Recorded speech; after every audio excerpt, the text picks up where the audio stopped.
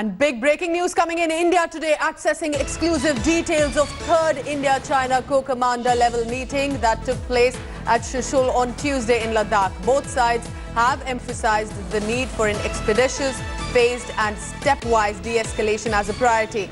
This in keeping with the agreement between external affairs ministers and Chinese counterpart during their conversation on 17th June that the overall situation would be handled in a responsible manner. More meetings are expected both at the military and diplomatic level in future.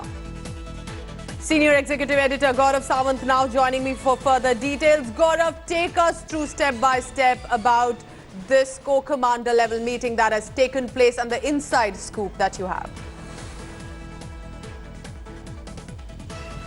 So India today has got exclusive details about how India and China will move forward from this point on. And every process will be verified is what we are being told by our sources at the highest level.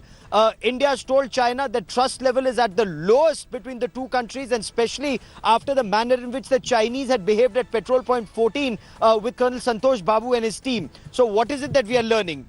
China has agreed that there needs to be disengagement and de-escalation. So both sides are on the same page on disengagement and on de-escalation. There is a proper process that has now been worked out.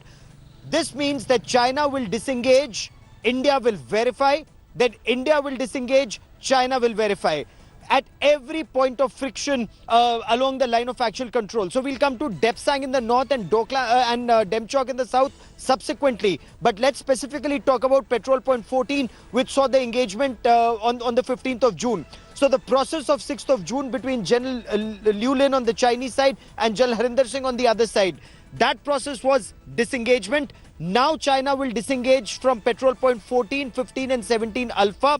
India will verify that process, then India will disengage, China will verify that process, and both will be done both through unmanned aerial vehicles, satellite imagery and troops on ground. When that disengagement is successful, it will be brought to the Pengongso Lake, and Pengongso Lake, North Point, Finger 4 to Finger 8. India in no uncertain terms has told China that Chinese presence between Finger 4 and Finger 8 is unacceptable. China of course claims that it is up to its claim line of Finger 4. India says it has to go back to pre-May location, pre-May situation, which means China can patrol up to Finger 4. India will patrol up to Finger 8, but there cannot be any Chinese deployment between Finger 4 and Finger 8, either on the spurs, the banks or the ridgeline. And both sides will withdraw. India, of course, will maintain its post at Finger 4 and China will maintain its post at Finger 8 and Sirijap, which is what the existing position is. None of this is likely to happen overnight. From what sources tell India today, there was a lot of hard-nosed bargaining and negotiation from both sides. It went on till 12:30 at night. Can you imagine? The two generals were engaging in this negotiation till 12:30 at night, and there will be many rounds of engagement even after this. At the same time, China has massive forces deployed on its side of the line of actual control, including its infantry combat vehicles, including its tanks and artillery. So does India, and that message has been given to China that even if there is a situation at the line of actual control, ultimately it will be sorted out through negotiation. So you might as well negotiate and with a clean hand. All right, Gaurav, please stay on with me. So Gaurav bringing us all the inside details and how a step-by-step caution is going to be observed in the next few days. So despite 3 rounds of Indo-China military talks, there seems to be no end to the tension brewing still along the LOC. According to top government sources, China has deployed 2 divisions of its mechanized forces along the line of actual control in eastern Ladakh, along 20,000 troops. Chinese have also an extra division of 10,000 troops ready in the northern Xinjiang province, who can be brought to the Indian positions within 48 hours. India also matching up its deployment in equal measure to counter China. 2 additional infantry division along with tanks and armoured regiment have been deployed in the frontline areas of Ladakh. The 3rd round of Lieutenant General talks held yesterday between India and China. The talk lasted for about 12 hours, but not exactly a clear headway coming on the disengagement. So Gaurav, while we continue to track, it is very clear that, again, like we had discussed it earlier as well, that there will have to be the ground situation to consider, not just believe the Chinese word for either disengagement or backing down from the position.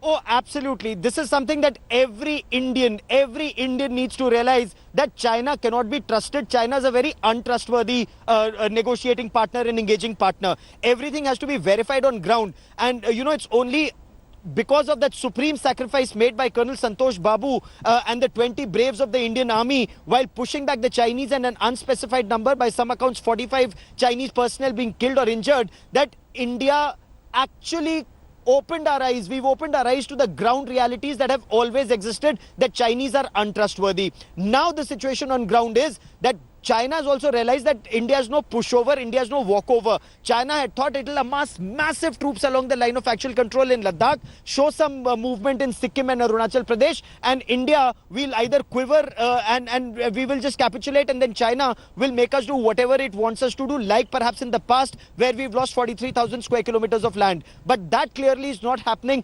especially after the sacrifice of Colonel Santosh Babu and the 19 other braves. So now India is saying we are going to verify every step that China has taken so far, and that step means that China will have to disengage. China also realizes it cannot roll over, it cannot take over Galwan Valley as it may try, because there are countermeasures, and very effective countermeasures, that the Indian Army and Air Force have taken. Okay. It's not in public domain, but the Chinese know it. And those countermeasures, if they come into public domain, will be a huge loss of face for China, where it claims to be a world power and where it's engaging with countries like, in South and East China Sea. Okay. So very, very clearly there's a disengagement process, but not over some days, Pooja. It's going to take months, perhaps till October, November, for China to finally realize its folly and move back. All right, so not a right-away conclusion, but there could be some progress. Gaurav Sawant tracking all the latest. Gaurav, thank you very much. Hi everyone, Preeti Chaudhary here. Hope you like this video. For latest news and analysis, like and subscribe to the India Today YouTube channel. And don't forget to press the bell icon to stay updated. Thank you for watching.